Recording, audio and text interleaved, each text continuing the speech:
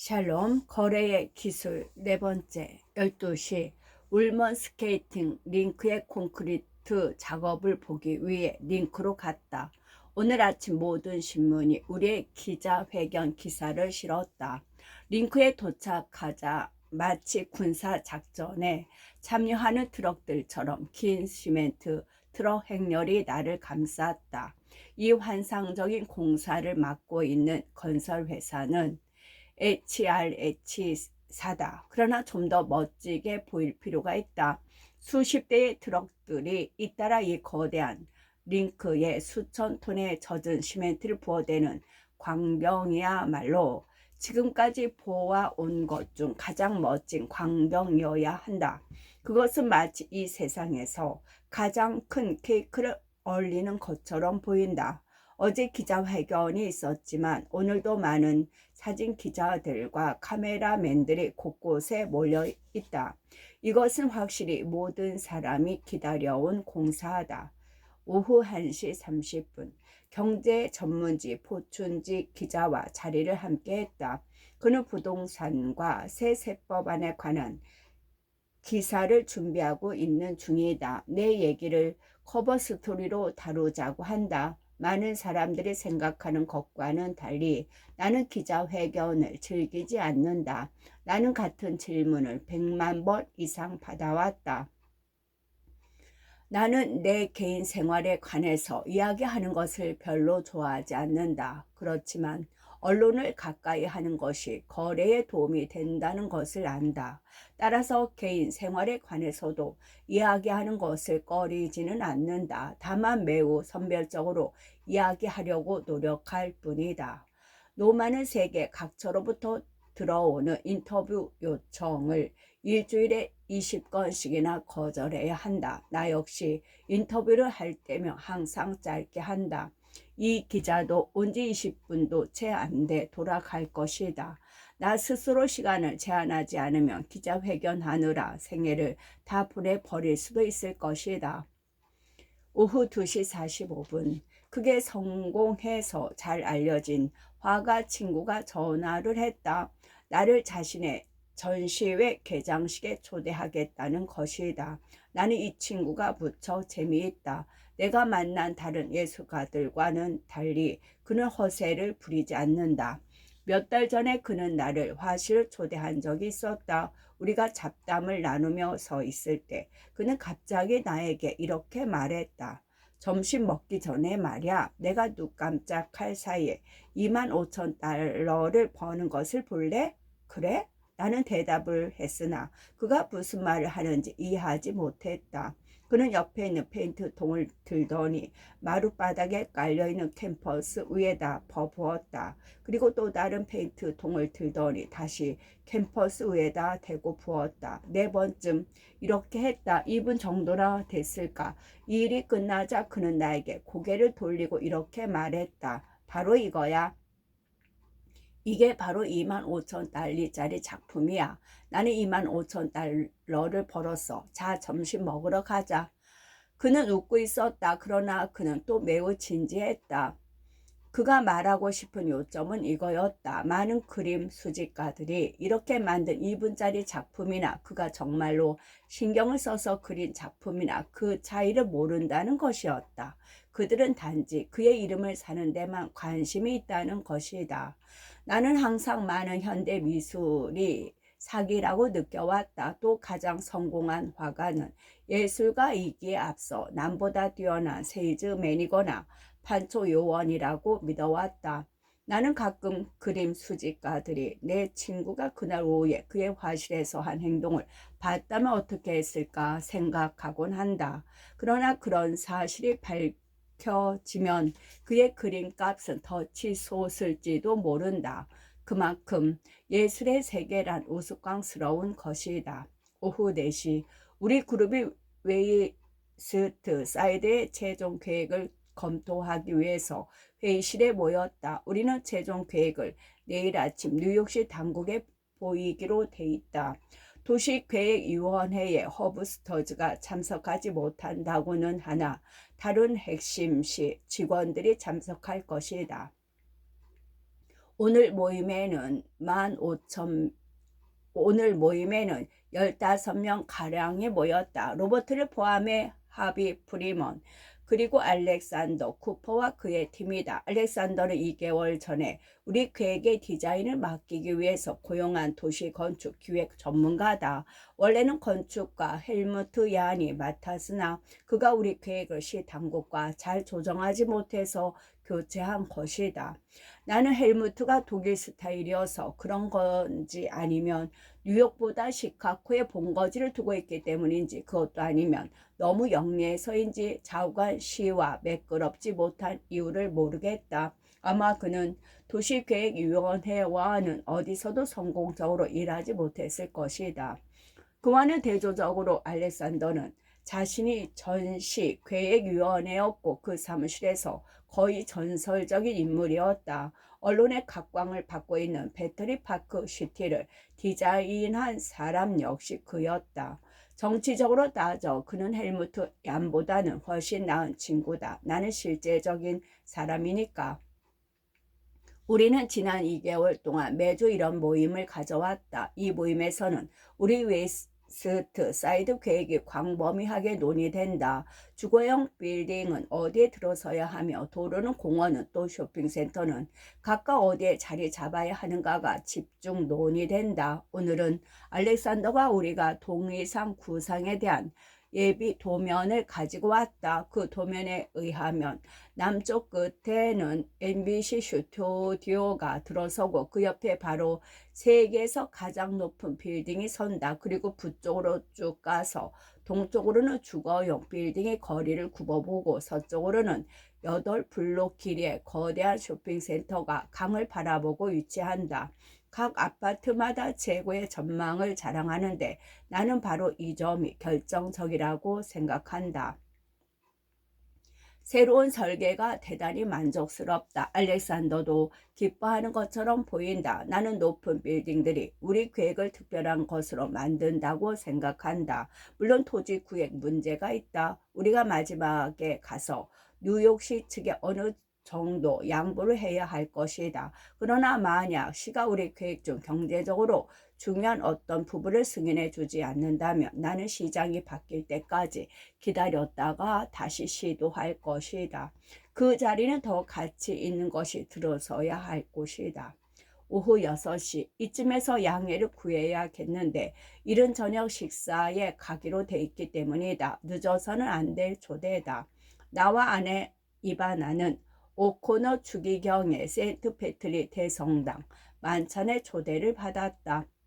오후 7시 우리는 1년 내내 다양한 사람을 만난다. 하지만 추기경의 초대를 받아 세인트 패트릭 대성당의 개인 만찬 회장에서 명망 있는 주교들 및 사제들과 저녁 식사를 한다는 것은 믿을 수 없을 만큼 특별한 경우다.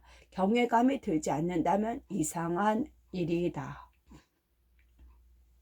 우리는 정치와 뉴욕시 그리고 부동산과 그 밖에 대여섯 가지를 화제로 이야기를 나누었다. 정말 매혹적인 밤이었다. 대성당을 떠날 때 나는 추기경으로부터 얼마나 깊은 인상을 받았는지 아바나에게 이야기했다. 그는 아주 따뜻한 사람이었으며 또한 뛰어난 정치적 본능을 가진 사업가이기도 했다. 금요일 오전 6시 30분 뉴욕타임스지를 펼치다가 내가 울먼 링크에 콘크리트를 쏟아붓고 있는 커다란 사진을 본다. 경제면 일면에 실린 큰 사진이다. 앞으로 울먼 링크 이야기가 그치지 않을 것이다. 오전 9시 15분 웨스트 사이드 계획을 가지고 시 관계자들과 만났다. 어제 모임에 참석했던 사람들이 대부분 다시 모였다. 우리는 4명의 시 계획위원들과 자리를 함께했다. 그 중에는 레베카 로빈슨, 콘 하우 등 우리 계획의 평가를 맡은 사람들도 끼어있다. 알렉산더가 계획을 설명한다. 아주 잘했다. 그는 대부분 시가 좋아할 것들, 즉 공원이라든가 부둣가의 접근로, 교통 문제가 쉽게 해소되도록 우리가 구하는 방법 등을 강조한다. 건물들의 조밀성이 문제가 됐을 때, 즉 저쪽에서 빌딩들이 얼마나 높이 올라가느냐고 물었을 때 알렉산더는 현재 계획 중이라고 간단히 받아 넘긴다. 브리핑이 끝났을 때 우리 모두는 매우 잘 됐다는 데 의견을 같이 했다. 오전 10시 30분 사무실로 돌아온다. 건설 중인 콘도미니엄인 트럼프 파크의 공정에 관한 회의가 기다리고 있다. 나는 센트럴 파크 남쪽에 있는 바비존 플라자 호텔의 강철 골조를 그대로 활용해 이 콘도미니엄을 짓고 있다. 믿을 수 없을 만큼 좋은 위치이다. 이 콘도미니엄은 크게 성공할 것이다. 오늘 회의에서 그 계획의 건축 담당자 프랭크 윌리엄스, 계획 담당 매니저 앤드루 웨이스, 판매 담당 실무 부사장 플랜치 스프레그 등이 참석했다. 프랭크는 말투가 부드럽고 대단히 훌륭한 건축가다. 그리고 내가 블란샤트라는 별명으로 부르는 프렌치 부사장은 매우 고전적인 여자다. 그녀는 결코 포기하지 않는 입을 가진 여자인데 아마 그 점 때문에 세일즈에 뛰어난 게 아닌가 싶다. 나는 그녀에게 함께 살기에는 매우 거친 여자임에 틀림없을 것이라고 말하곤 한다. 그러나 사실은 매우 재미있는 사람이다. 우리는 창문 틀의 색깔을 어떤 색으로 할 것인가부터 논의하기 시작한다. 이런 사소한 것들이 빌딩의 분위기와 외관에 커다란 차이를 가져온다. 약 30분쯤 얘기를 한 후 석재의 색깔과 잘 어울릴 옅은 베이지색으로 최종 결정을 한다. 나는 원색이 아닌 색조를 좋아한다. 그것은 원색보다 더 풍부하고 우아하다. 오전 11시 프랭크 윌리엄스가 먼저 자리를 뜬다. 우리는 트럼프 파크의 해체 공사로 화제를 돌린다.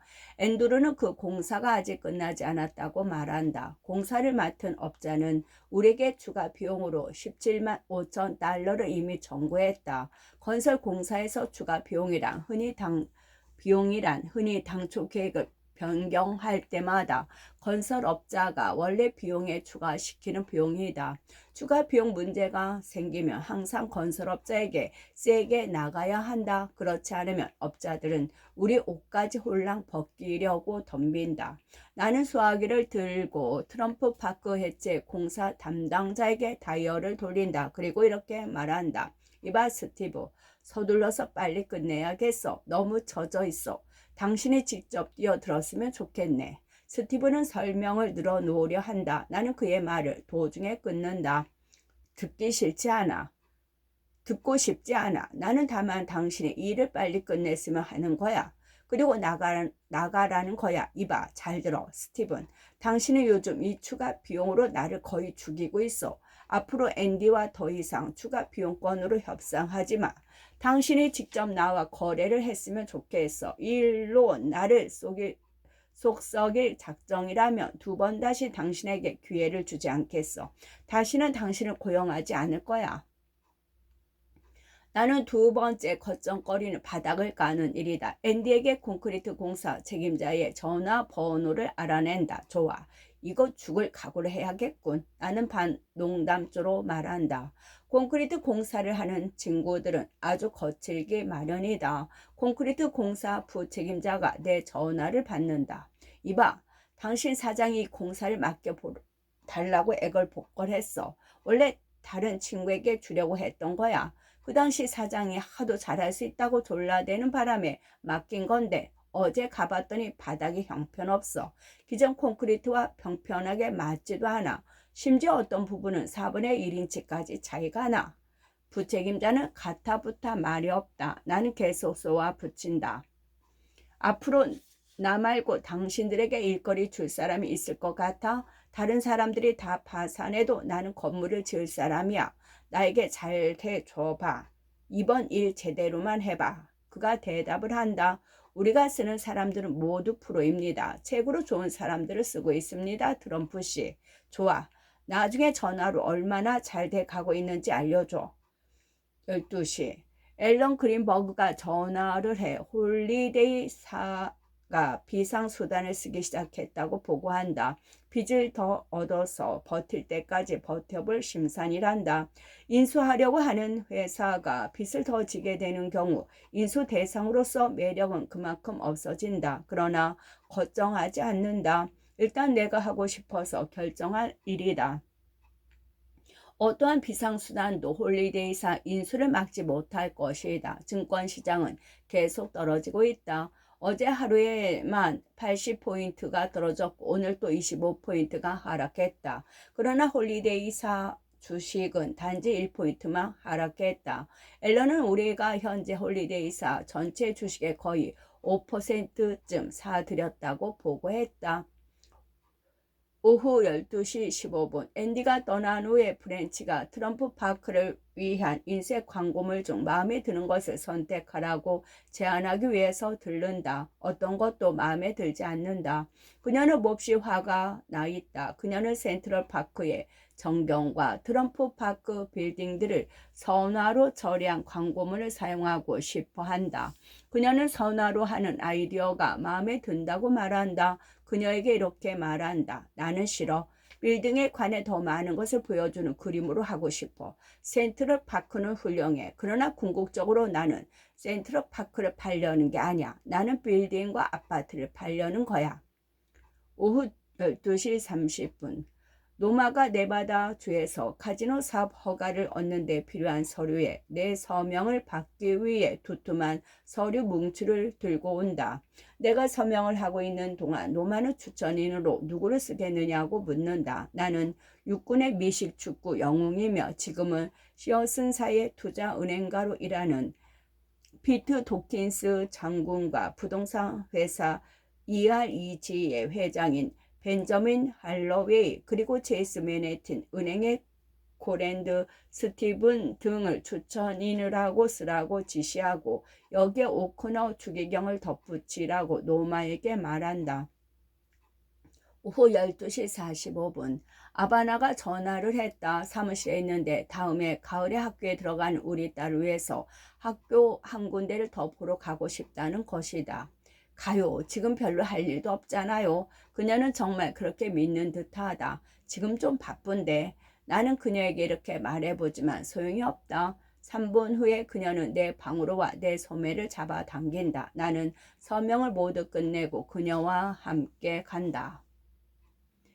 오후 2시 30분 빌 푸카치가 전화를 했다. 나는 그를 윌리 더 퍼크라고 부르기를 좋아한다. 그의 사업 품목은 리무진이지만 중개인을 했더라면 정말 좋을 뻔한 친구다. 그는 모든 사람을 안다. 리아이아코카 회장의 절친한 친구이며 추기경에게 나를 만나서 부동산 얘기도 하고 서로 알아두라고 추천한 장본인이다.